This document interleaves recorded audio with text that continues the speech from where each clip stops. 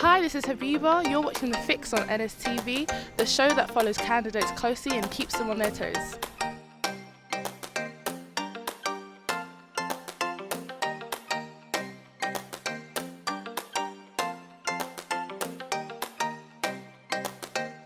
So, Dipen, in your video you discussed a lot how second and third years don't really vote. So how would you get a lot of second and third years to start voting more? Well, let's talk about firstly why they don't vote. Because they've had years of experience with the SU and they think this is a pointless organisation, there's not much that they do to help the average student. Yeah. What I'll do to get them to vote? Well, you got to say what is wrong with the SU. And the fact is, all of the positions, all of the executives, all of the sabbatical officers, they have no actual power. They cannot make any decisions unless a group of unelected bureaucrats who are paid £20 an hour actually approve on those decisions. So what you got to do is you have to go to the trustees, you have to go to the university, and you have to demand more power, you have to demand fiscal autonomy, and you have to get devolution to the executive of the SU. What makes you stand out from other candidates?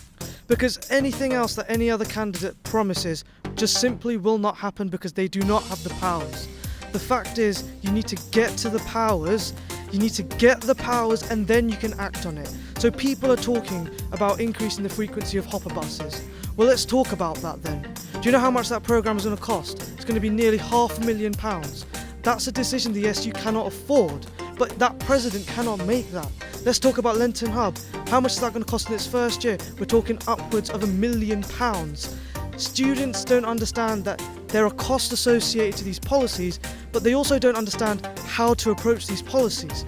So I know that I will commit to increasing hopper buses. So Tom, how would you make societies more accessible for all? Well, I think a really serious problem that a lot of societies have, and a lot of members who want to take part in their societies, is that they're not free at the time where the societies are being active. So I know a lot of sports clubs and a lot of societies do most of their activities on Wednesday afternoons or in evenings during the week. I want to encourage societies to do more things on weekends and just more variety in when they hold their activities. So do you have any big ideas that are part of your campaign? I do actually. One of my favourite ideas that I came up with very quickly was a food festival idea. Yeah. So the problem came about that a lot of international students especially, but more students in general, have a problem with the food on campus, especially in halls. It gets repetitive, I don't think it's very appealing. They'd like to experiment a bit more with food. I know that there are a lot of people who are part of societies that say that societies have a bad relationship with the SU. How would you go about improving that? Well, the first thing I'd like to do is have these big open forums. So I've been to Societies Council meetings before, and they do feel very structured. There's only certain ways you can bring up any grievances you have or any issues you have. And I think what would make it better, it still holds Societies Councils, of course, it does very important work, but have events, like a big public forum, really advertise it so members of societies and just normal students can come along, air their grievances with the SU. So Ismail, what makes you different from the other candidates running for SU president? I'm really glad you asked that question today because I feel I'm the most unique candidate, especially being an international student. And when I grew up, actually, I was my mom's Indian, my dad is Sri Lankan. So I grew up with two cultures, and now living here in England for 3 years. And I'm part of the UN Society, so I've traveled to over 15 conferences around the world. I've chaired at Cambridge, I've chaired in France, chaired in Morocco. So visiting all these places, I feel I've become much more cultured, and I feel I could bring in a lot of new changes to the union. As an international student, how will you appeal to the British students? When I wrote my manifestos, I didn't.